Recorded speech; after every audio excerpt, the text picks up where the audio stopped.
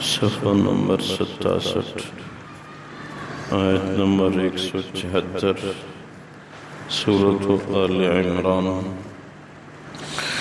اعوذ باللہ من الشیطان الرجیم، بسم اللہ الرحمن الرحیم۔ ولا يحزنك الذين يسارعون في الكفر إنهم لن يضروا الله شيئا يريد الله ألا يجعل لهم حظا في الآخرة ولهم عذاب عظيم۔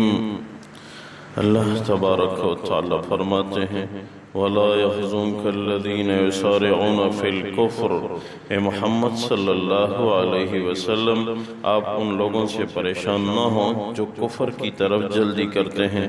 إِنَّهُمْ لَن يَضُرُّوا اللَّهَ شَيْئًا، یہ لوگ اللہ کو کچھ بھی ضرر نہیں دے سکتے۔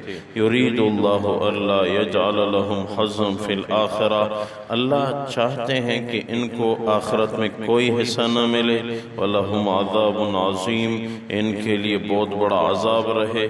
ان الذین اشتروا الکفر بالایمان، وہ لوگ جو کہ ایمان بیچ کے کفر خریدتے ہیں۔ لن یضر اللہ شیئا، وہ اللہ کو کچھ بھی تکلیف نہیں دے سکتے۔ ولہم عذاب علیم، ان لوگوں کو دردناک عذاب ہوگا۔ ولا یحسبن الذین کفروا، کافر لوگ یہ خیال نہ کریں انما نملی لہم خیر لانفسہم، ان کی نافرمانیوں کے باوجود ان کو جو ہم ڈھیل دے رہے ہیں یہ ان کے لیے مفید ہے۔ انما نملی لہم لیزدادوا اثما، یہ مہلت ہم اس لیے دیتے ہیں تاکہ یہ گناہوں میں مزید آگے بڑھ جائیں۔ وَلَهُمْ عَذَابٌ مُّهِينٌ، ان کو ذلت والا عذاب ہوگا۔ اللہ تبارک و تعالی ان آیات مبارکہ میں کفر اور ایمان کا تذکرہ فرماتے ہیں اور حضور اقدس صلی اللہ علیہ وسلم کی مبارک ذات کو تسلی دے رہے ہیں۔ کافر لوگ ایمان نہیں لاتے، کفر پہ ڈٹے ہوئے ہیں، آپ اس سے پریشان نہ ہوں۔ کفر میں رہتے ہوئے ان پہ کوئی تکلیف نہیں آتی، کوئی مصیبت نہیں آتی، یہ ان کے لیے مہلت اور ڈھیل ہے۔ اور یہ مہلت ہم اس لیے دیتے ہیں کہ تاکہ یہ لوگ گناہوں میں مزید آگے بڑھ جائیں اور پھر ان کو دردناک عذاب، ذلت والا عذاب، بہت بڑا عذاب ہوگا۔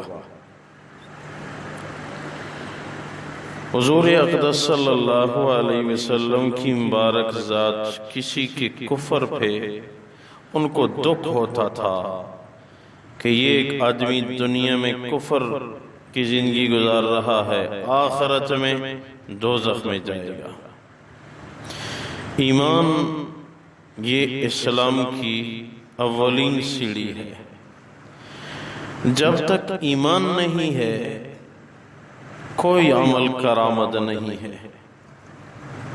بہت سارے مسلمان ساتھی آج کل یہ کہتے ہیں آج کل کے مسلمان سے تو کافر بہت بہتر ہے، غیر مسلم اگرچہ یہودی ہے، عیسائی ہے، وہ سچ بولتا ہے، وہ معاملات میں دھوکہ نہیں دے رہا، وہ صدقات کر رہا ہے، وہ لوگوں کے فائدے کے لیے منصوبے طے کر رہا ہے۔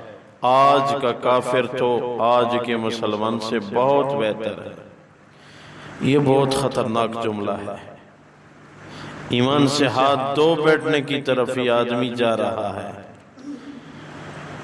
مسلمان چاہے جتنا بھی گناہگار کیوں نہ ہو، وہ تمام کے تمام عالم کفر سے تنہا تنہا ایک مسلمان لاکھوں درجے بہتر ہے۔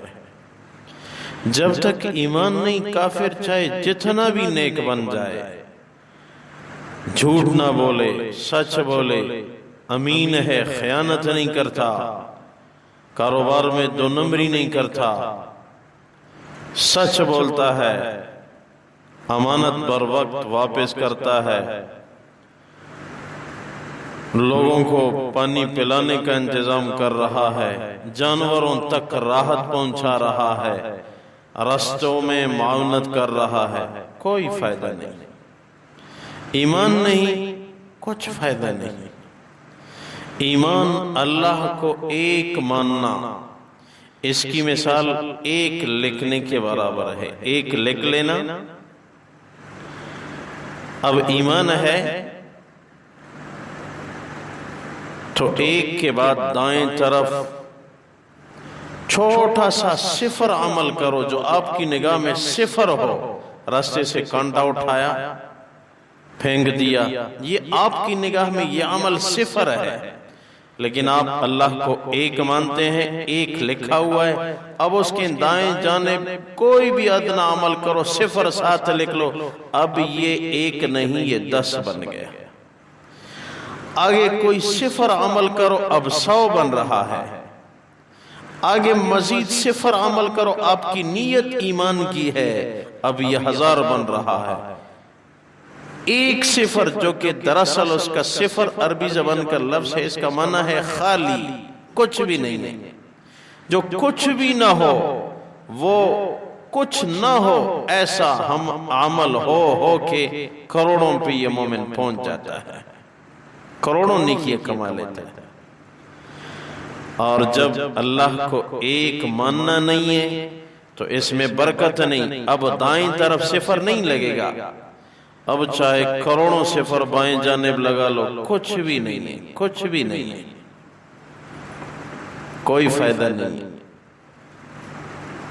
اس لیے اللہ کو ایک ماننا، اور پھر حضور اقدس صلی اللہ علیہ وسلم کی مبارک ذات نے ارشاد فرمایا، تب تک ایمان کامل نہیں ہے، اعلیٰ نہیں ہے، جب تک میں والدین سے، اپنے بیوی بچوں سے، مال و دولت سے، اپنی پراپرٹی سے سب سے زیادہ محبوب نہ ہوں۔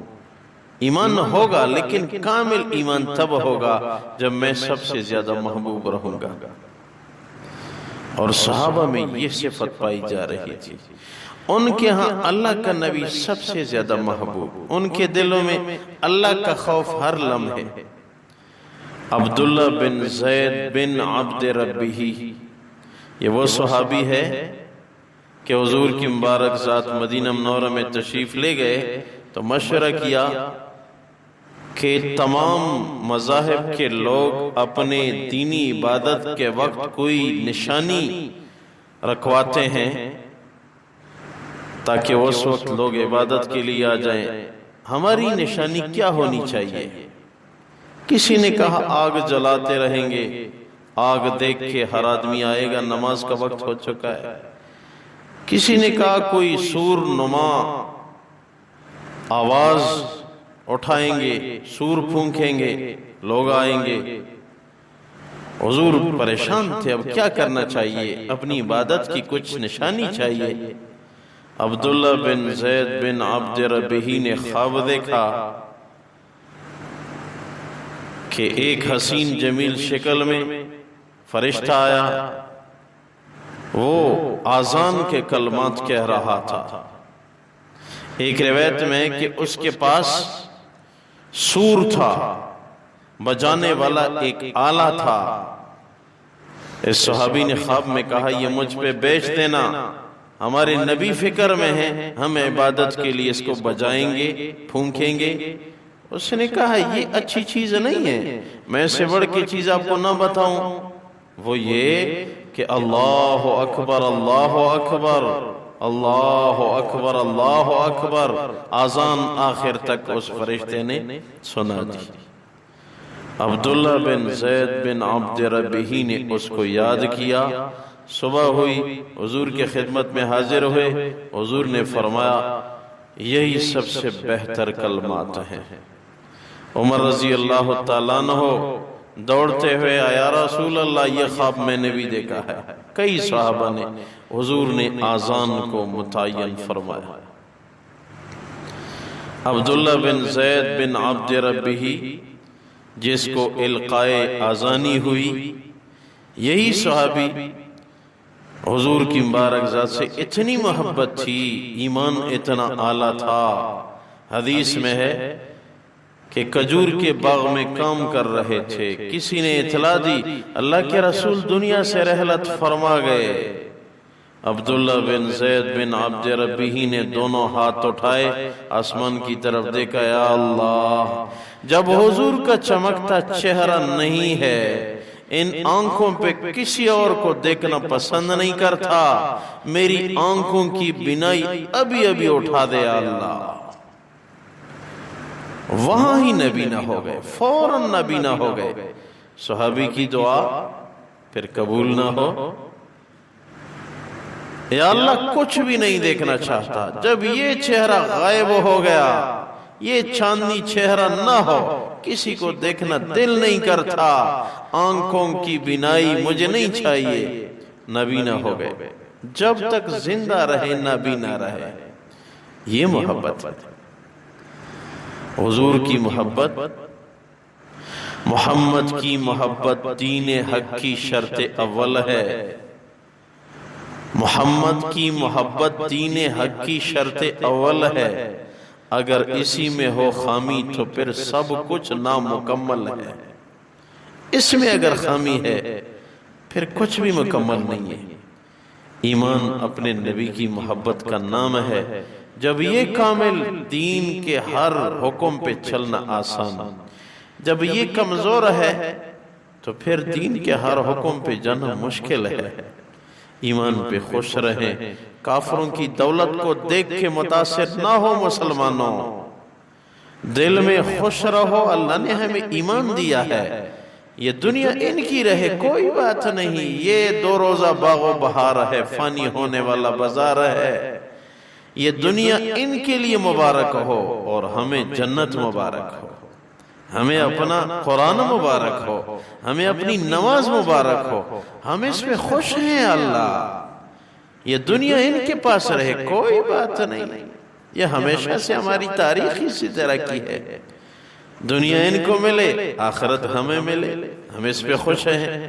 اللہ تبارک و تعالی اسی مضمون کا تذکرہ فرماتے ہیں، وَلَا يَحْزُنكَ الَّذِينَ يُسَارِعُونَ فِي الْكُفْرِ، اے میرے نبی آپ کافروں کے کفر کی طرف جلدی کو دیکھتے ہوئے پریشان نہ ہو، إِنَّهُمْ لَن يَضُرُّوا اللَّهَ شَيْئًا، یہ اللہ کو کچھ بھی تکلیف نہیں دے سکتے۔